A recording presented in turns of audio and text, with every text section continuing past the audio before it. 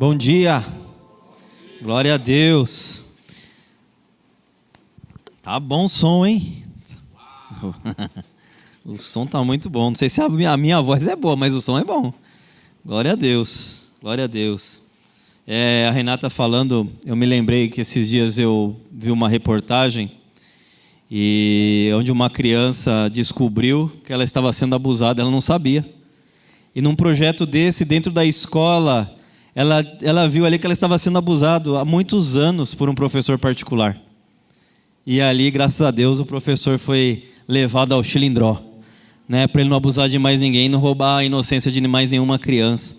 Mas isso acontece, então a gente precisa da verdade para libertar, a verdade que vai libertar desde as crianças, né, que às vezes são tão inocentes que nem sabem o que está acontecendo e já estão sendo abusadas, né? Então, que a gente possa engajar nesse projeto, né, e levar essa verdade à frente e proteger todos que precisam. Hoje nós continuamos na série das famílias que permanecem em Deus. E hoje o tema é a cultura que governa a família. A cultura que governa a família. E eu queria ler aqui o texto de 2º livro dos Reis, no capítulo 4, a partir do 8 ao 37, é um texto...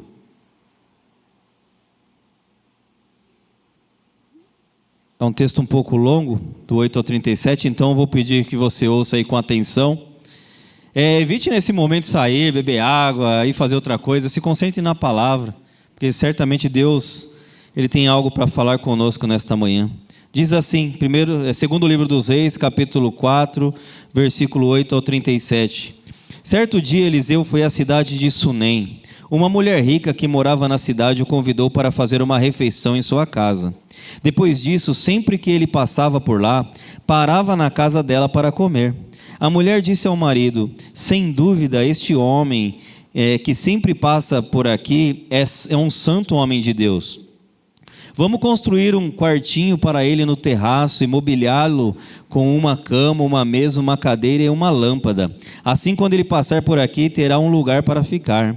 Um dia, Eliseu voltou a Sunem e subiu ao quarto para descansar. Disse a seu servo Geazi: chame a sunamita. Quando ela veio, Eliseu disse a Geazi: diga-lhe, somos gratos por sua bondade e seu cuidado conosco. O que podemos fazer por você? Podemos falar em seu favor ao rei ou ao comandante do exército? Não, respondeu ela, minha família cuida bem de mim. Mais tarde, Eliseu perguntou a Geazi: o que podemos fazer por ela? Geazi respondeu: ela não tem filhos e o marido é idoso. Chame-a de novo, disse Eliseu. A mulher voltou e enquanto ela estava à porta do quarto, Eliseu lhe disse: ano que vem, por esta época, você estará com um filho nos braços. Não, meu senhor, exclamou ela. Por favor, homem de Deus, não me dê falsa esperança. Mas de fato a mulher ficou grávida. No ano seguinte, naquela mesma época, teve um filho, como Eliseu havia dito. Certo dia, quando o menino estava mais crescido, saiu para acompanhar o pai que estava no campo com os ceifeiros. De repente o menino gritou: ai, que dor de cabeça! Seu pai disse a um dos servos: leve-o para casa, para a mãe dele. O servo levou o menino para casa e a sua mãe o segurou no colo. Mas por volta do meio-dia ele morreu. Ela o carregou para cima e o deitou na cama do homem de Deus, fechou a porta e o deixou ali. Então enviou um recado para o marido: mande um dos servos e uma jumenta para que eu vá depressa falar com o homem de Deus e volte em seguida. Por que hoje? Perguntou ele. Não é festa de lua nova nem sábado. Ela respondeu: não se preocupe. Então ela mandou selar a jumenta e disse ao servo: rápido, só diminua o passo quando eu mandar. E partiu para encontrar-se com o homem de Deus no Monte Carmelo. Quando ele a viu em distância, disse a Geazi: olhe, lá vem a sunamita. Corra ao seu encontro e pergunte: está tudo bem com a senhora, com seu marido e com seu filho? A mulher respondeu: sim, está tudo bem. Mas quando ela chegou ao homem de Deus, no monte abraçou os pés dele. Geazi quis afastá-la, mas o homem de Deus disse: deixe-a em paz. Então Peraí que eu não estou vendo aqui direito. Ela disse profundamente angustiada, mas o Senhor não revelou o motivo. Então a mulher disse: acaso eu lhe pedi um filho, meu senhor? Não, lhe disse que não me desse falsas esperanças. Eliseu disse a Geazi: prepare-se para viajar. Pegue o meu cajado e vá. Não cumprimente ninguém pelo caminho, e quando chegar, coloque o cajado sobre o rosto do menino. Mas a mãe do menino disse: tão certo como vive o Senhor, e tão certo como a sua própria vida, não voltarei para casa se o Senhor não for comigo. Então Eliseu voltou com ela. Geazi foi à frente e pôs o cajado sobre o rosto do menino. Mas não aconteceu nada. Não havia sinal de vida. Geazi voltou para encontrar-se com Eliseu. Ele disse: o menino ainda não despertou. De fato, quando Eliseu chegou, o menino estava morto e deitado em sua cama. Eliseu entrou sozinho no quarto, fechou a porta e orou ao Senhor. Depois deitou-se sobre o corpo do menino e colocou sua boca sobre a dele, seus olhos sobre o dele e suas mãos sobre as dele. E enquanto se estendia sobre o corpo do menino começou a se aquecer. Eliseu se levantou, andou de um lado para o outro no quarto e em seguida se estendeu novamente sobre ele. Desta vez o menino espirrou 7 vezes e abriu os olhos. Eliseu chamou Geazi e disse: chame a sunamita. Quando ela entrou, Eliseu disse: aqui está o seu filho. Ela caiu aos pés do profeta e se curvou diante dele. Então pegou o filho e saiu. Só até aqui. Pai, em nome de Jesus, obrigado pela tua palavra, Senhor. A tua palavra é boa, a tua palavra nos ensina, a tua palavra nos dá esperança, Senhor. Fala com a tua igreja nesta manhã, Senhor Deus, para que todos nós sejamos edificados e possamos viver milagres, Senhor Deus, na tua presença, Senhor. Nos ajuda, Pai, em nome de Jesus. Amém. Glória a Deus. A cultura que governa a família. Nós podemos ver aqui desde o começo que não tem lugar aonde o Senhor não pode operar. No começo do livro aqui de 2 aos Reis, capítulo 4, o Senhor opera na casa de uma viúva pobre. E nessa parte já do texto, ele opera na casa de uma mulher rica. Então, aonde o Senhor vai, o milagre acontece. Ele não está olhando para aquilo que nós podemos oferecer muitas coisas. Ele não está preocupado com a nossa conta bancária. Ele não está preocupado com o quanto que nós estudamos. Mas quando nós clamamos ao Senhor, Ele se faz presente. E aqui essa história, ela não começa com um milagre. Ela começa com uma casa. A mulher que tinha uma casa, aonde o profeta passava por ali de tempos em tempos, aonde ele parava, ela alimentava o profeta e ali o seu ajudador Geazi. Então nós vemos que começou de uma forma normal, porque antes de ter antes de ter uma promessa de um filho, antes de ter uma ressurreição deste menino que havia morrido, antes da intervenção sobrenatural, é que o milagre começou. O milagre começou tempos antes de tudo isso, porque uma mulher decidiu chamar a presença de Deus para dentro da sua casa. Quando ela chamou esse profeta, ela estava construindo uma cultura.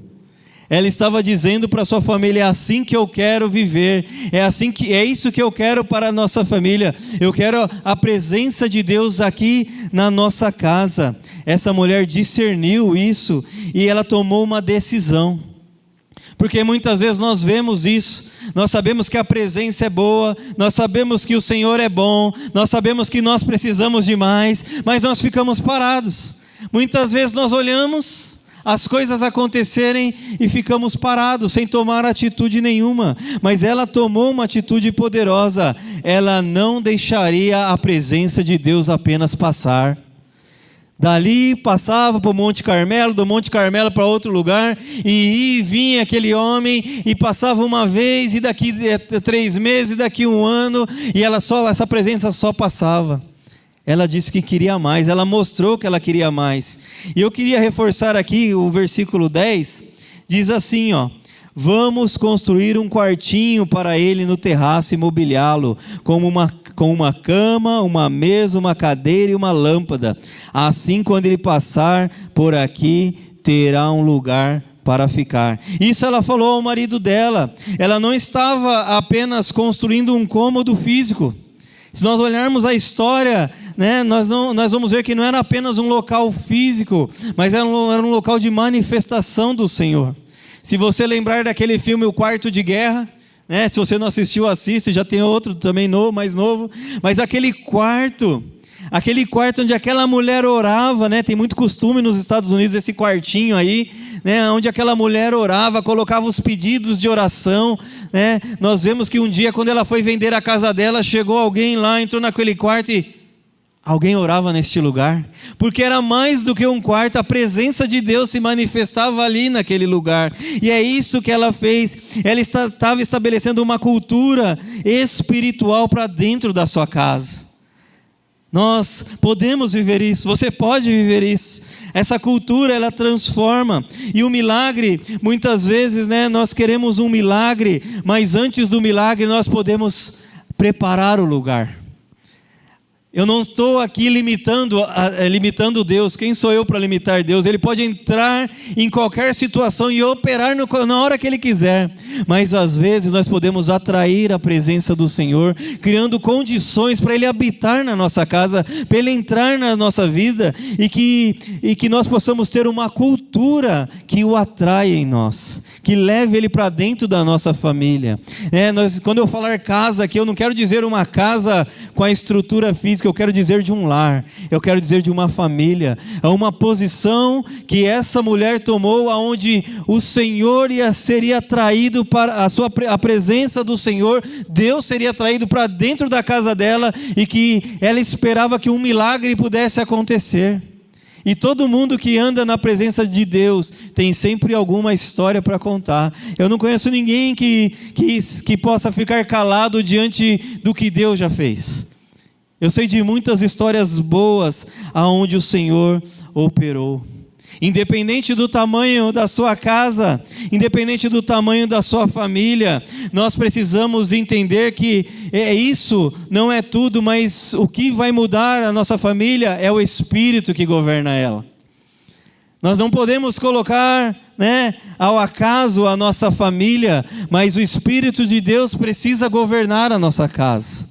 Tem famílias que elas são bem estruturadas, mas elas têm a família tem bastante conhecimento, estudou, tem dinheiro, isso tudo é maravilhoso, mas um passo além disso é ter Deus habitando em nossas casas. Quando Deus habita em nossas casas, aí que não há falta de nada. Eu conheço casas onde há muitas coisas, mas há falta de Deus, e praticamente eu olho e falta tudo, porque o dinheiro não supre, talvez outras coisas que a gente possa fazer com dinheiro, nunca vai suprir a nossa necessidade de Deus. Então nós precisamos construir uma cultura dentro de nossas casas, e essa mulher, ela mostrou. Mulher, geralmente eu vejo as mulheres, elas são sensíveis, elas são mais sensíveis do que os homens ao Espírito Santo. Elas veem coisas, elas veem assim o operar de Deus, e às vezes onde nós não estamos enxergando nada, já está a mulher vendo coisa acontecer. Graças a Deus pela vida das mulheres que dirigem, nos ajudam a andarmos também na presença de Deus. Essa mulher, ela tinha discernimento. 3 coisas que nós vemos na vida dela. Ela tinha discernimento, ela tinha intencionalidade, ela tinha feito ali um espaço para Deus. Discernir às vezes que Deus opera, está tudo certo, mas nós precisamos ir um passo além. Nós precisamos ter intenção, mostrar a nossa intenção para o Senhor, fazer as coisas com intencionalidade. Ela preparou um lugar. Isso é intencionalidade. Ela foi lá, falou com o marido: vamos preparar um lugar para o homem de Deus, para quando ele passar aqui, que ele não venha aqui só se alimentar, mas que quando ele chegar aqui, ele durma aqui, ele fique aqui, que a presença de Deus esteja sobre ele, que nós possamos desfrutar disso. Então, ela abriu um espaço para Deus. E muitas vezes nós não abrimos espaço para Deus. Deus não tem espaço nenhum nas nossas casas, tem espaço para tudo, mas Deus, Ele fica relegado a um dia quando nós tivermos um problema e nós precisarmos dEle, aí nós vamos atrás de Deus, falar agora vamos arrumar um espaço. Mas isso não é uma cultura boa. A cultura de Deus para cada família é que Ele possa habitar o todo tempo em nossas casas, que Ele possa habitar na sua casa, que você possa se beneficiar das coisas que Deus tem, porque aonde Deus está, tem esperança. Essa mulher, ela não saiu correndo à toa, atrás do homem de Deus lá no Monte Carmelo, ela não saiu correndo, ela sabia que ele andava na presença de Deus, e onde há a presença de Deus há esperança. Nós sabemos que quem vai dar a última palavra sobre qualquer coisa nas nossas vidas não é o ser humano, é Deus. Por isso que nós temos esperança, nós sabemos que Deus pode operar e aconteça o que acontecer, Deus permitiu que aquilo acontecesse. Nós não dominamos sobre a vontade de Deus. E há comportamentos que criam cultura também na nossa casa. Muitas vezes nós só olhamos para o financeiro, e aí nós criamos uma cultura só de eu tenho, eu ganho, e só se discute sobre essas coisas. Há outros lugares que tem muita tecnologia. Tem lugar que eu acho que a pessoa fala mais com a Alexa do que com a pessoa que mora com ela lá. É Alexa para tudo, Alexa abaixa o som, Alexa liga o som, aumenta, abaixa, mas talvez fala muito menos com o filho, talvez. Fala mais com a Alexa, então nós temos tecnologia. Nós temos a casa cheia de móveis muitas vezes, mas sem diálogo, sem nada, sem um lugar para parar e para conversar. Cheios de pessoas muitas vezes. A Renata falou mãe de 1, de 2, de 3, de 4, de 5, né? Tem às vezes famílias grandes, sem conexão. E isso não é uma cultura do céu para nós. Família precisa de conexão. Família precisa buscar a Deus. A melhor cultura é a presença de Deus. Se você quer ter uma boa cultura, uma boa família, coloque ela aos pés do Senhor. E isso tudo vai manter a sua família em pé. Quantas vezes, né? Eu já vi a Josi me ajudando. Lá no começo da carreira cristã, eu já quis desistir de tudo, não é só você não. Eu falei, não quero mais saber de nada disso não. Esse negócio de Deus aí, isso é muito para mim, eu quero ser o que eu era mesmo. Né? E a Josi, não é não é bem assim não. Vamos orar junto, vamos buscar mais, vamos fazer as coisas juntos. Então alguém tem que às vezes tomar a rédea da família e falar, opa, estamos indo para o caminho errado. Nós precisamos voltar. E isso pode acontecer. A gente pode acordar num dia, bater a cabeça, né? E falar, mudar toda a vida. O ser humano, ele é incrível, né? Ele pode fazer coisas que nem ele acredita às vezes. Então, no dia que alguém bater a cabeça lá na sua casa, falou, opa, não, volta para cá. Nossa, a cultura aqui desta casa é a presença de Deus. Aproveitando nesse Dia das Mães, as mulheres, as mães com essa sensibilidade, vocês têm protegido muito as famílias, vocês protegem o espiritual da família com a sensibilidade de vocês. Mulheres que entendem que antes de acontecer o milagre que aconteceu, precisa ter um altar em casa. Nós queremos viver milagres, mas nós precisamos fazer altares. Nós queremos viver o milagre, mas nós precisamos estabelecer a presença de Deus. Eu não estou limitando Deus, mas às vezes a gente não consegue trazer Deus para perto, porque tudo que nós fazemos afasta Deus. E Deus, Ele quer estar mais perto da gente do que a gente imagina. Deus, Ele quer fazer o nosso lar transformado. Os maiores milagres, né, que nós vemos aí, né, nós vemos na Bíblia, nós vemos um lugar sendo preparado. E aqui nós lemos também um lugar sendo preparado nessa casa para que Deus fizesse algo sobrenatural. Assim nós podemos fazer. Essa casa não é diferente da minha e da sua, não. É ser humano que mora lá na sua casa e na minha. Não muda nada. Talvez uma casa no Alphaville também precise, e uma casa na favela também precise. Mas quando Deus entra, a história muda. As necessidades vão mudando, as coisas vão saindo, Deus vai preenchendo a nossa vida. Então, eu queria trazer o primeiro ponto para nós nessa manhã. A cultura do lar começa com a presença de Deus. Tudo precisa começar com a presença de Deus. Texto de 2 Reis 4:9 diz: ela disse ao seu marido: eis que tenho observado que este que passa sempre por nós é um santo homem de Deus. A sunamita discerniu, como eu já disse. Precisamos desse discernimento. Eu já falei antes, estou falando de novo. Precisamos desse discernimento. Famílias fortes, precisa que alguém proteja a família. O Reaja não protege as crianças. As crianças, às vezes, elas não sabem que ela precisa de proteção, elas são inocentes. A nossa família precisa de alguém que discerne espiritualmente as coisas, para que possa orar e intervir no momento certo. Aí uma família fica forte, porque toda casa ela carrega um ambiente. Não tem casa que é tensa. Você entra na casa, assim, você pisa o pé e fala: opa, tem coisa estranha aqui nessa casa, porque ela carrega com ela ambiente de tensão muitas vezes. Você pisa lá, você já até, né, já sente assim, já o ombro já vai, né? Você fala: tem coisa errada nessa casa aqui. Tem alguma coisa acontecendo que não é a vontade de Deus. Tem casa que tem cultura da honra.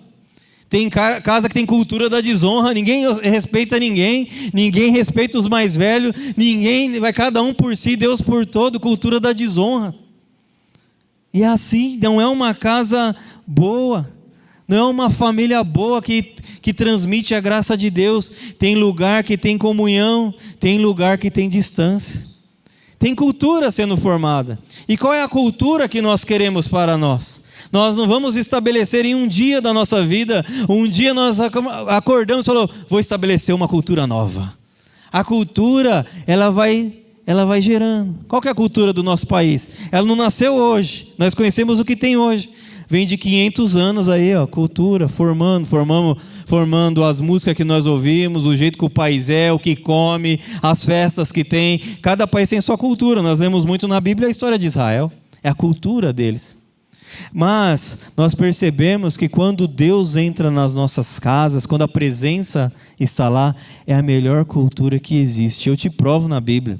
Um dia, eles estavam transportando a arca, e eles não conseguiram transportar a arca. Não era fácil de transportar, não podia tocar na arca, se tocasse morria, era difícil isso daí, tinha que estar bem preparado para fazer isso. E nesse que eles não conseguiram transportar a arca, eles guardaram a arca do Senhor na casa de um homem chamado Obed-edom. E a Bíblia diz isso aqui, ó, sobre esse tempo onde a arca ficou na casa de Obed-edom. Diz assim, ó: a arca do Senhor ficou na casa de Obed-edom em Gate por 3 meses. E o Senhor abençoou Obed-edom e toda a sua família. Então, aonde está a presença de Deus? Eu não estou limitando a presença de Deus a uma arca, porque Deus seria menor que uma arca se ele estivesse lá, né, guardado na arca. Não é a lâmpada do Aladim, né, que você mexe e ela sai. Deus não é isso, não. Ele é maior que todas as coisas. Mas nós podemos ver que aquela arca, ela também manifestava a presença de Deus. E na casa de Obed-edom, eles viveram grandes bênçãos, porque essa arca foi guardada lá. E eu vou te falar, talvez nós não vamos ver uma arca, ninguém nem sabe onde está a arca. Sumiram com a arca, mas a presença de Deus nós não perdemos, não.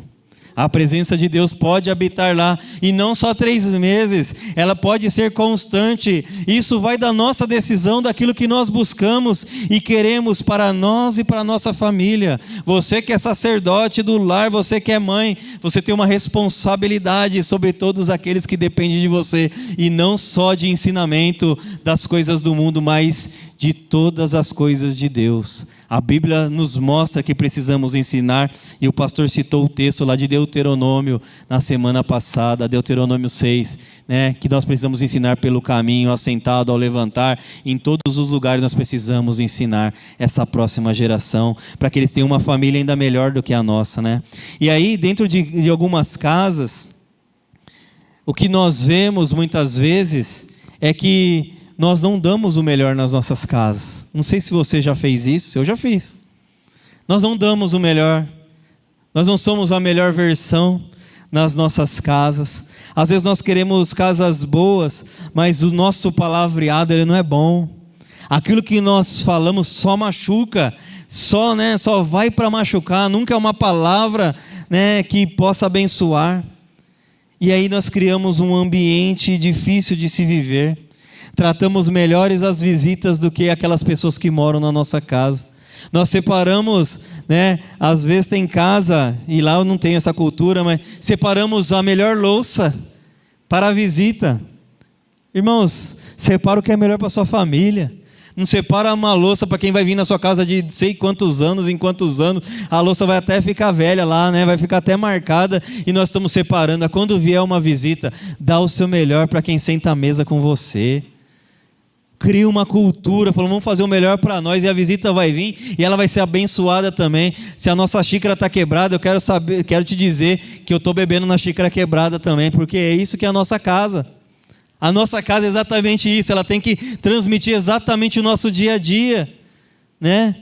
Eu tinha minha avó, eu era muito bagunceiro, e minha avó acabou com a minha vida com as irmãs da igreja. Ela contava tudo que eu fazia de errado quando eu era criança, né? Ela contava tudo, e quando ia à visita ela ficava com o coração na mão, porque eu subia em tudo, nossa, era terrível. E aí um dia eu virei o armário dela inteiro, quebrei todas as louças dela. Olha a felicidade da minha avó.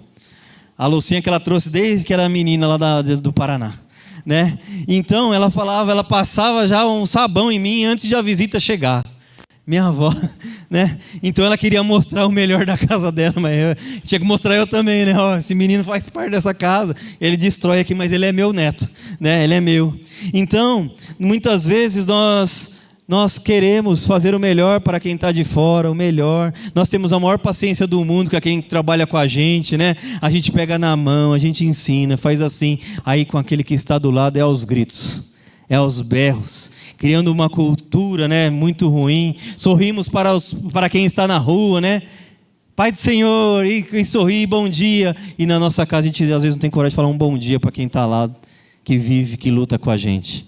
Isso não é uma cultura de Deus. Isso é tão importante, as palavras que nós falamos, que a Bíblia diz, Paulo disse aos Efésios assim, ó: evitem o linguajar sujo e insultante, que todas as suas palavras sejam boas e úteis, a fim de dar ânimo àqueles que as ouvem. Olha a responsabilidade. Quando nós estamos conversando, eu não estou falando de ambiente formal, tá? Precisamos toda hora e agora vamos falar formal aqui. Né? É inenarrável falar das coisas, do prazer de falar das coisas de Deus. Como é que é? Cheguei no ponto, esqueci, não sei falar bonito, eu sou dessa. O pastor fala aí como é um ministério profínquo. Não precisa falar dessas coisas não, ninguém entende essas coisas não, né? A gente fala, é bonito saber mais, saber as palavras, né? Mas a gente não usa no dia a dia, a gente acaba esquecendo. Mas a gente precisa de um linguajar que abençoa. Um linguajar que abençoa, né? Nossa esposa, marido e filhos, né? Chamando nosso filho de burro, que ele vai melhorar na vida. Seu inútil, né? Isso não vai melhorar. Sabe o que vai causar? Ele vai ficar pior, porque ele vai aonde o lugar que ele tinha que ter confiança ele não tem. Quando um pai e uma mãe falam isso para um filho, ele acaba com a confiança que o filho tem. Isso não é bom, né? Mas você já falou e eu também, né?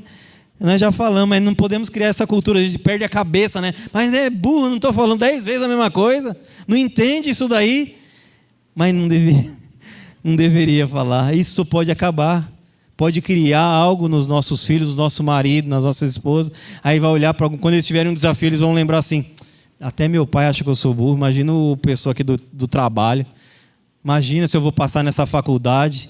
Então nós criamos pessoas fracas e é uma família mais fraca ainda, né? Criamos uma próxima geração ruim. Então o Espírito Santo ele precisa se sentir confortável na nossa casa.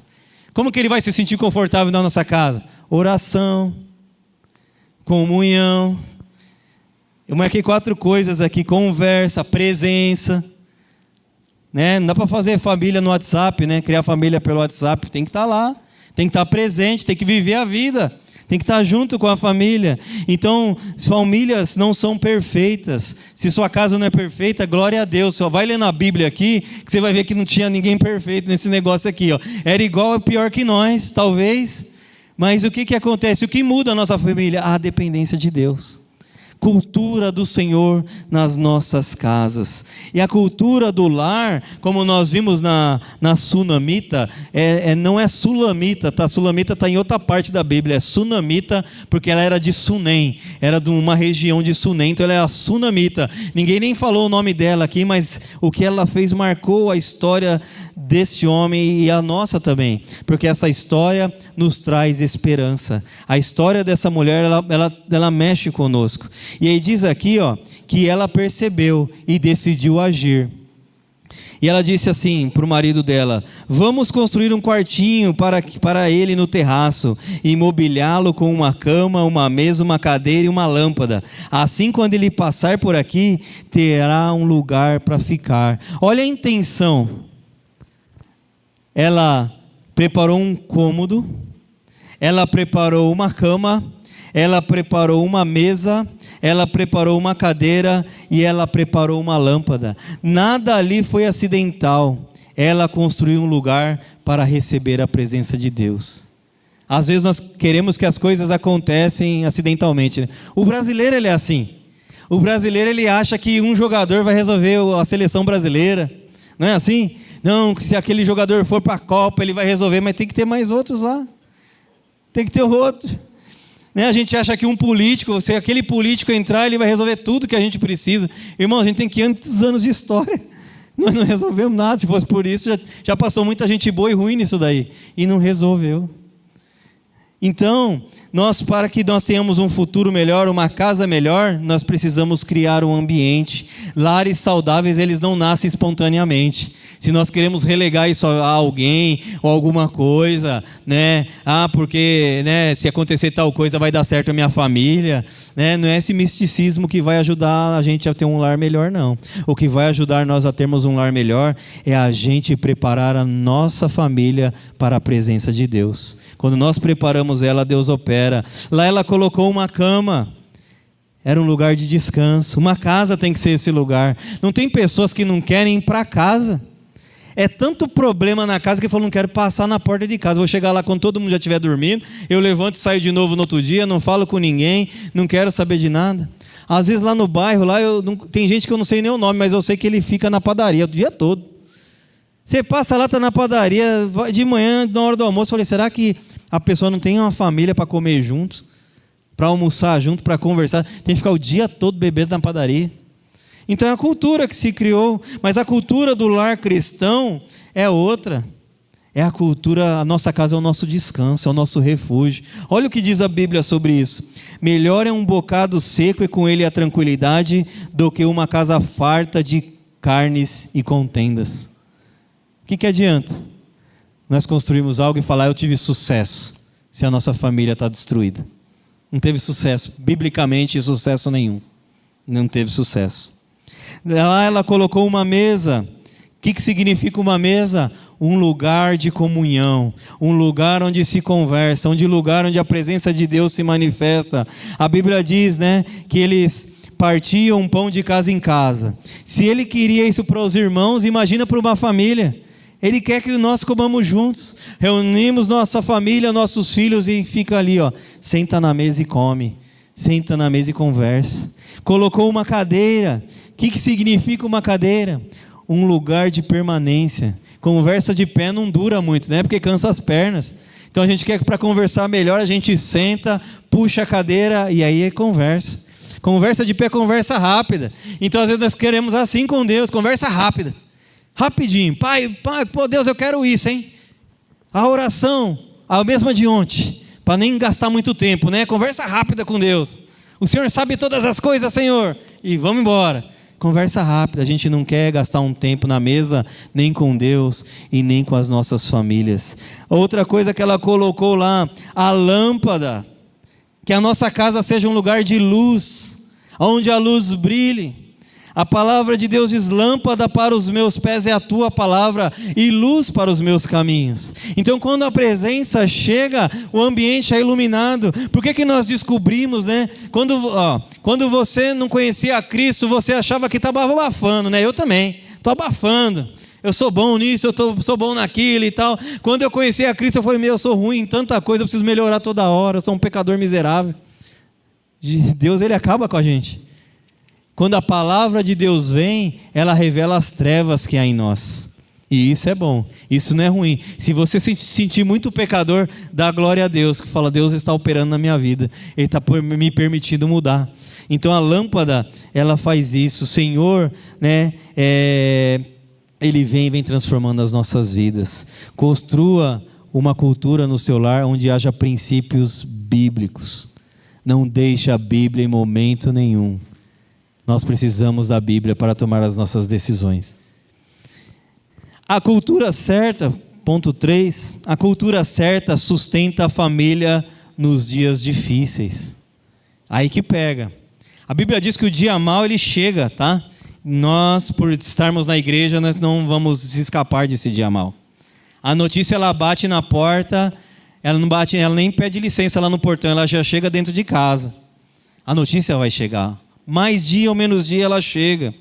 E aqui, nessa passagem, no texto que lemos, versículos 18 a 20, diz assim, ó: certo dia, quando o menino estava mais crescido, saiu para acompanhar o pai que estava no campo com os ceifeiros. De repente o menino gritou: ai, que dor de cabeça! Seu pai disse a um dos servos: leve-o para casa, para a mãe dele. O servo levou o menino para casa e a mãe o segurou no colo, mas por volta do meio-dia ele morreu. Olha aí, a promessa, Deus deu uma promessa, e a promessa era boa, ela nem queria, e Deus falou: vai ter um filho, você vai ter um filho, eu quero que você tenha, você vai ter um filho, ano que vem eu vou passar por aqui, e você vai estar, balançando a criança. E Deus deu essa promessa, e o menino cresceu. Só que um dia o menino teve um negócio ali na cabeça, sentiu uma dor de cabeça e foi correndo para casa. Eu imagino como que deve ter sido difícil para essa mãe segurar o seu filho, ele morrer no seu colo. Porque ler é fácil, né? Ler coisa assim é fácil, né?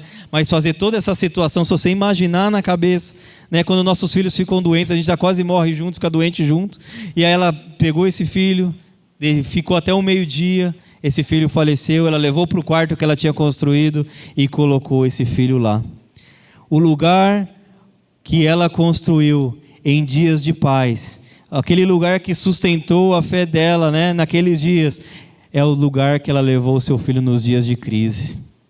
Por isso nossa casa precisa ser alicerçada no Senhor. Em tempos de paz, nós vamos construir coisas que vão alicerçar as nossas vidas nos dias difíceis. E foi isso que ela fez. Ela sabia que aquele homem de Deus passava lá, que a presença de Deus se manifestava naquele quarto. Aonde eu vou levar a minha situação? Na presença de Deus. Por isso que nós precisamos ser essa cultura, porque o dia difícil vai chegar. E aonde nós vamos levar essa situação?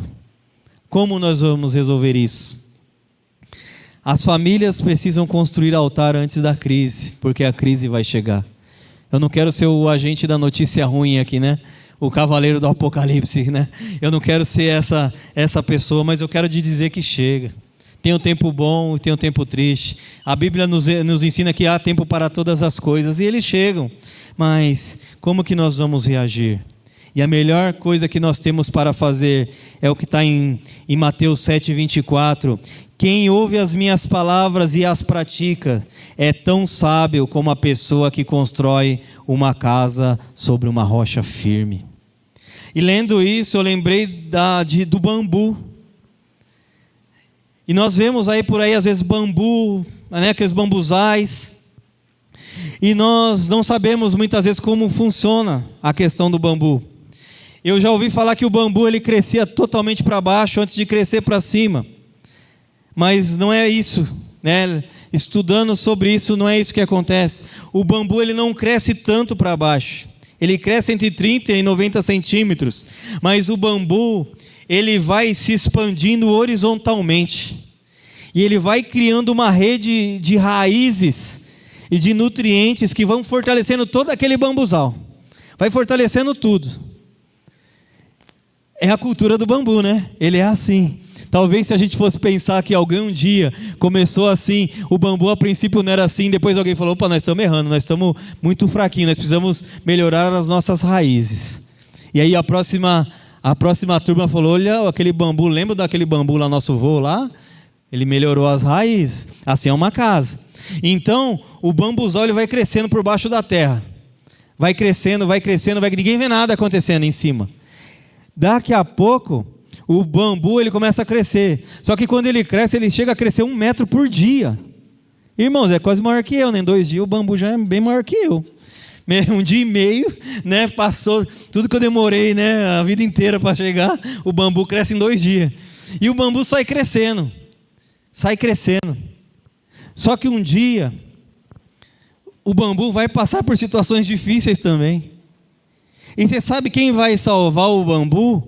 A raiz. Essa rede de raiz horizontal que ele fez vai salvar ele. Porque o bambu, ele chega a se dobrar. O bambuzal, ele vai de um lado para o outro, ele chega a bater no chão. De tanto que ele se dobra. E aí está um segredo para as nossas vidas. Nós, muitas vezes, durante as tempestades, nós vamos ter que se dobrar também. Nós vamos se dobrar porque nós temos raízes, senão a gente quebrava.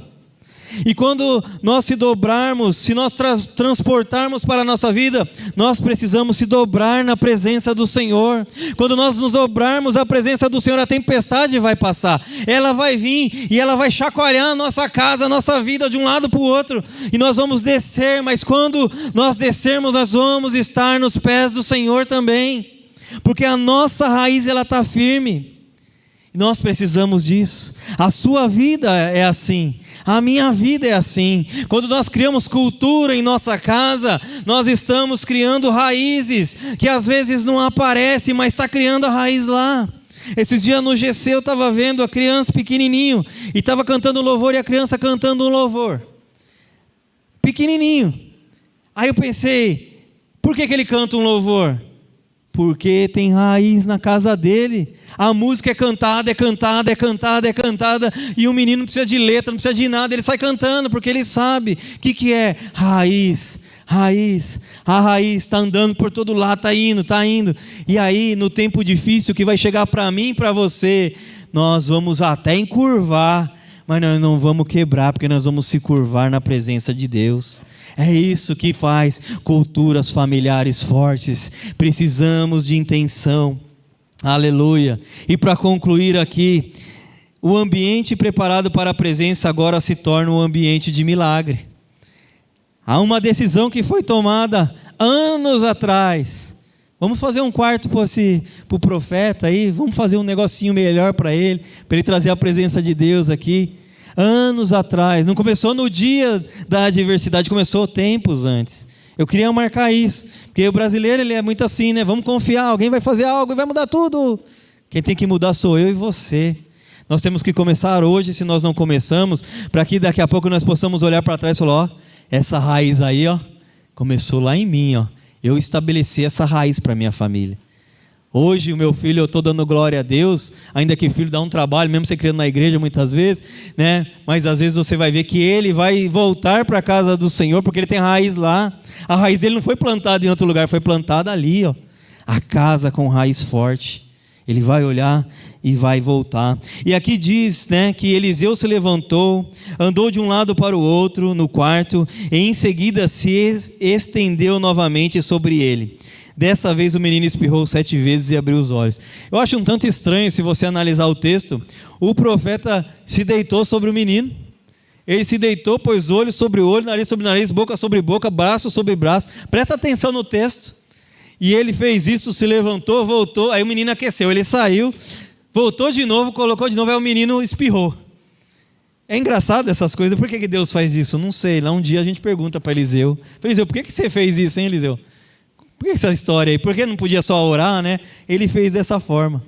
Mas nós podemos ver que aquele quarto, onde ela preparou um lugar da presença, foi o lugar onde Deus operou na vida deles. Quando nós criamos culturas familiares fortes, nós podemos ter esperança.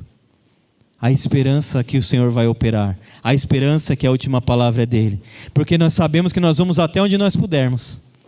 E ele falou, até aqui eu não posso mais, não é assim? Você cria um filho, dali eu criei, e agora? O que ele vai fazer? Não sei. Não sei, a gente até quer botar a mão, às vezes não dá mais, porque não permite mais, cresceu. É adulto. Tem coisas que não dá mais.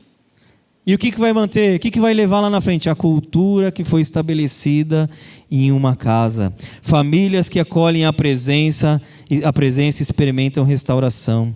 Ambientes espirituais saudáveis geram esperança. Gera esperança na vida dos seus familiares, gera esperança na vida dos seus filhos. Dependa do Senhor. Lares governados pela presença sobrevivem às crises. Então é isso que nós queremos, né? Nós estamos nessa campanha, nesse tempo de falar de famílias, né? Nesse tempo juntos aqui falando de famílias, para que as nossas famílias sejam mais fortes. A igreja está perdendo muito quando ela não fala de famílias. É a igreja que vai dar como que vai ser as coisas. A igreja é onde está a presença de Deus se manifestada na terra. Jesus é o cabeça da igreja, e a igreja precisa levar. Lares estruturados vão gerar próximas gerações estruturadas, vão gerar pessoas melhores, cheias de esperança, cheias de fé, porque a base não está na cultura do país, a base está na cultura de Deus, na cultura que essa palavra tem transmitido de geração em geração. Há 2000 anos, essa palavra tem gerado uma cultura tão forte que ninguém conseguiu destruir a igreja. As tantas notícias ruins que nós vemos muitas vezes não conseguem destruir a igreja, porque quem prova de Jesus sabe e tem no seu coração a experiência que leva consigo. Então eu queria também de novo exaltar as mães. Vocês são diferenciadas. Hoje é o dia das mães, hoje é o dia que as famílias lembrem, mas as famílias só são muitas vezes estruturadas porque você não desistiu, você orou, você guerreou. Talvez se você foi num quarto de um filho, pôs a mão quando ele estava dormindo, orou quando ele saiu, orou quando ele não voltava, você orou quando ele quebrou a cabeça, quando seu marido, sua esposa, né, seu marido, né, você orou por ele. Então continue assim. Mulheres que exaltam ao Senhor têm uma família, uma raiz familiar muito forte em Deus. Então eu queria, orar com você nesta manhã. Eu queria deixar uma frase antes. A família se torna forte quando a presença de Deus deixa de ser visita e passa a fazer parte da cultura da casa. Que Deus não seja visita na sua casa, passa lá só às vezes, né? Mas que Ele seja a pessoa, a presença preferida da nossa casa. Quando nós acordarmos, tem uma música lá acho que é do PG, né? Que ele fala que ele quer que Deus seja o primeiro na vida dele, né?